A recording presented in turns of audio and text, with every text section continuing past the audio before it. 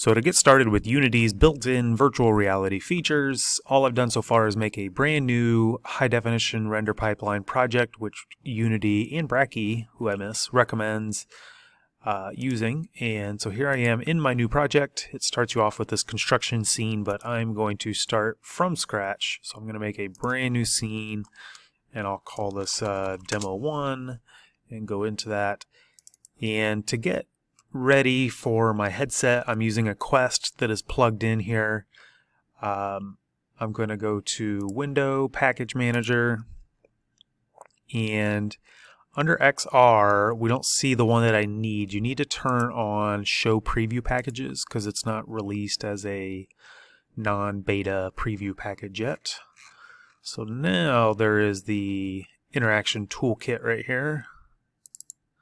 Click that, install. I did get this message about using the new input system. Do you want to use that and it'll restart the editor? Sure. Upon Unity editor restarting, I did get this wizard to pop up, and it's talking about this management package is not correctly set. And for the Oculus plugin, and I'm using the Quest, I need to go to Edit Project Settings, XR Plugin Manager. So I'm going to actually just X out of this in case you don't get that wizard. And I'm done with this for now. But I'm going to go to Edit Project Settings, XR Plugin Management, Install XR Plugin Management. And that showed this, and I want Oculus here, so it's going to install that package. Alright, now I should be good to go. Close out on that.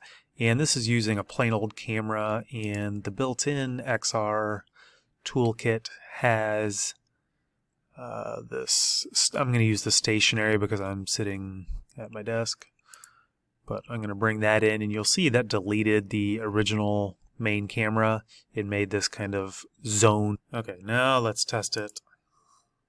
Got my headset on here. It's connected via the link cable. And there we go.